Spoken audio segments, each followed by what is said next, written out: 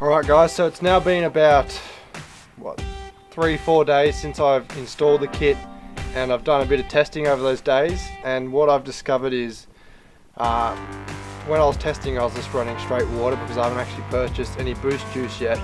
But what I've discovered is, you know, it all works. It starts spraying about 5 psi I think, but what was happening is, especially higher in the RPM, basically it's making the mixture too rich. So I was going to shoot some videos and do some comparisons, but there's no point because the car actually, once it's at full tilt, it's kind of getting a bit too rich. And the reason being is the water is actually replacing oxygen in the mix. So, you know, if you take oxygen out, you're obviously going to have a greater ratio towards fuel. So what I'm going to have to do is wait till the dyno, and we're going to have to play around with it. Like, the nozzle size should be right, but we're going to have to play around with AFRs. Also, then we can start playing around with timing and pushing up the boost, and you know, whatever else Ben can think of to get as much power as we can. So the only remaining thing I need to do now is figure out a way to trigger the ECU to switch maps.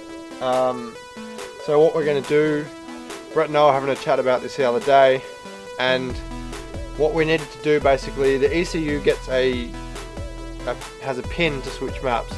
So when you ground that pin, it switches to map B. So what we're going to do is, by using a simple relay, so you know, I've just got a couple of old thermofan relays that I never used, which came in my fans. So what we're going to do is I'm going to set up a relay, but the opposite kind of relay. Normally a relay opens or closes and lets, you know, positive current through. The way we're going to use it is to it's going to basically ground, and that ground is then going to be translated to the ECU and switch maps. So for those of you who don't know, a relay is pretty much the only way to do a switch properly, especially if it's got something with decent amperage. So relay, basically, you know, I'm no expert by any means, but you know, that's the relay itself. There's basically like a switch in there, which I'm pretty sure is magnetic, and you can use a really low voltage or low amperage trigger. So like a switch 12 volt, you put that on it and then it'll close the circuit and allow the high amperage current to pass through. You know, in the case of, say, a set of fans, this one goes straight to the battery, this one goes to the fan. So this circuit is open until it is both grounded, and then you give 12 volts to the signal wire. So with this wire grounded and this one seeing 12 volt, it will close the circuit and bridge the main wire connection. So it's basically allowing you, in the case of fans, to draw power straight from the battery, but have it on a switch that can handle the amperage. Because if you were to run it through like a normal toggle switch or a rocker switch, whatever, you'll basically melt the switch.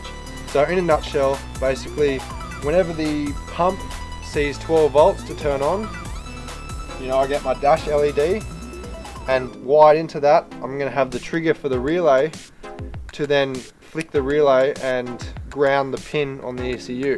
And then as soon as it stops spraying and the light goes off, it'll open back up again and go back to map A. And then I'm also going to use another relay to switch the whole system on and off. So what will happen, basically, when my low fluid light comes on, I'm just going to actually visually sight it and then flick the switch and turn the meth injection off altogether until I top it up. So it'll just be running on map A, so my standard fuel map. And yeah, it shouldn't take me too long to wire these up. So like I said, one to switch maps, and then one to turn the whole system on and off. So basically that'll be the power wire for the unit going through there, and then obviously grounded, and then when I flick the toggle switch, it will open or close the relay and stop power getting to it, or vice versa. And then the third cool thing that I'm going to do, I don't know if I'm going to be able to do it with this Gizmo EBC that I've been running for years now, but I'll probably end up changing to a Go Fast Bits G-Force 2. I've got one of them in the Subi, and Brett's also got one in his car, which he's going to give me for a good price if this one doesn't work. But basically, any of you who know electronic boost controllers, normally you can ground a pin and you can change into either a different boost preset, or in the case of this, I'm pretty sure it just ups the boost by a certain percentage for a certain amount of time. I'm hoping with this one I can, whilst the switch is engaged, it will stay in that scramble setting, but I've got a feeling it won't, so I'm probably going to have to end up upgrading to my G-Force 2 controller, which you can flick a switch, and as long as the switch is on, it's in the I think it's the 7th, like it's got 6 presets and it's got an actual 7th one for an extra boost kind of toggle switch or whatever you want to do. So at the same time, I'm going to run so the relay that grounds to change map on the ECU, I'm going to run another ground to the electronic boost controller. So basically, pump starts spraying, flicks to map B, so it goes onto the Meth map, and then at the same time it will flick to the higher boost setting, so we can run more boost while spraying the Meth, and then we can advance timing and everything else on that map B as well. So hopefully that makes sense. It makes sense in my head, so hopefully I can kind of relay it to you guys and give you guys the lowdown on what I'm thinking, and hopefully what should work well on the dyno.